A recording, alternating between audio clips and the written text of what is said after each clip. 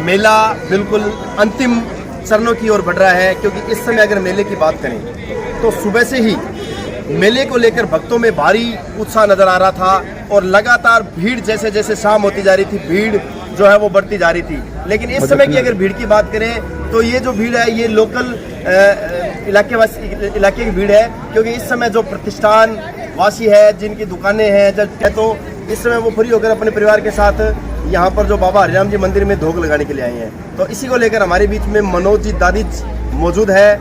इनसे हम जानकारी लेंगे कि मेले को लेकर इनकी क्या सोच है और इस बार कितना उत्साह है। तो मनोज जी, सबसे पहले स्वागत है आपका। सबसे पहले तो मैं आपकी टीम के जरिए सभी श्रद्धालुओं का तहे दिल से धन्यवाद देना चाहूँगा।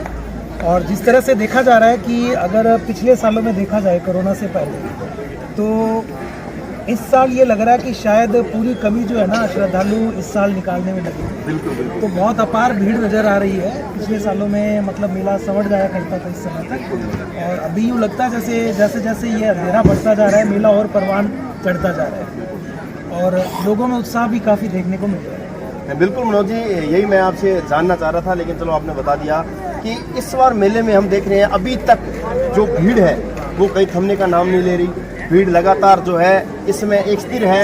इसके अलावा मेलों की अगर अपने दृष्टि से देखें तो इसका मूल कारण कोरोना या इसके अलावा और भी क्या इसके कारण हो सकते हैं? मेन तो जो रीज़न था वो कोरोना का था, और देखा जाए तो इस बार हर एक मेले में काफ़ी भीड़ नज़र आई, चाहे वो नीचे राम जी का मेला हो या फिर अपने यहाँ हरिराम जी का हो।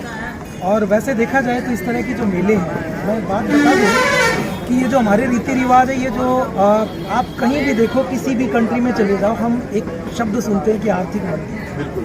भारत में आर्थिक मंदी क्यों नहीं आती? उसका कारण है ये इस तरह के मेलों का आयोजन, जो एक घरेलू बाजार का सृजन करते हैं ताकि लोगों में जो है वो पैसे का आदान प्रदान हो। जो सिक्का होता है ना, वो कभी चपटा नहीं होता। वो गोल क्यों होता है? ताकि इसकी वेलोसिटी बनी रहे, वो लुढ़कता रहे, एक जेब से दूसरी जेब में, दूसरी जेब से तीसरी जेब में।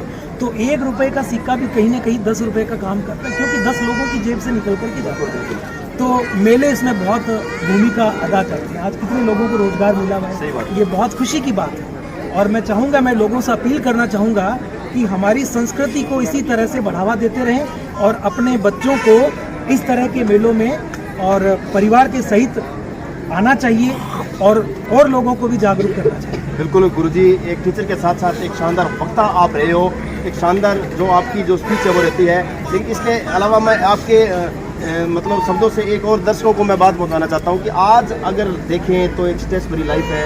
आज हर एक व्यक्ति जो कहीं न कहीं एक चिड़चिड़ा स्वभाव अपने अंदर खोया हुआ है, अगर उस स्थिति में इन मेलों का आयोजन की बात करें तो इस मेले को लेकर ऐसे मतलब जो विवाद है, जो स्ट्रेस भरी लाइफ है, इसको लेकर किस प्रकार की आप सोच रहे हैं? जरूर ये इस तरह की जो मेले हैं वो स्ट्रेस को कम करने में महत्वपूर्ण भूमिका अदा करते हैं। लेकिन आज एक ट्रेंड हो गया है कि पहले एक कहावत होती थी कि नेकी कर और दरिया में डाल। बिल्कुल बिल्कुल सर। आज हो रहा है नेकी कर और फेसबुक पर डाल। तो आप मेलों में आइए, श्रद्धा के साथ आइए, श्रद्धालु बनकर के आइए, न कि पिकनिक स्पॉट के रूप में आइए। तो ये जो चलन हो रहा है ना आजकल, कहीं ना कहीं मतलब लोग जो है इस तरह के धार्मिक स्थलों को पिकनिक स्पॉट के रूप में लेने लग गए। तो इस तरह की परिपाटी नहीं होनी चाहिए, हमें उससे बचना चाहिए। मुझे आप मेले में आए हो, शाम का टाइम है, आप क्या सोच के आए हो? मतलब आपकी क्या मानसिकता इस मेले को लेकर? एक्चुअली हमें लेट हो गए, आधा घंटा पहले आना चाहिए था, लेकिन हमें ये था कि नहीं, हरिराम जी के भोग लगा करके आनी है।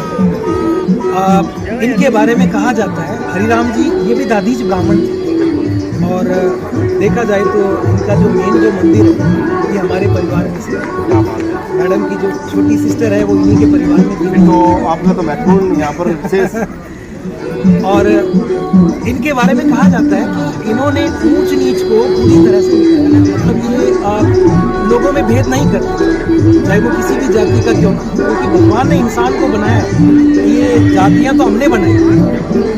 और जिस तरह से हर एक आदमी की हेल्प के लिए तत्पर रहते थे, इनके परिवार ने इनको बॉयकॉट किया, लेकिन इन्होंने बिल्कुल परवाह नहीं, क्योंकि जब भी कोई व्यक्ति कुछ बलिदान करने पर उतरता है, कुछ अच्छा करने पर उतरता है, तो सबसे पहले परिवार वाले उसकी तारीफ करते हैं।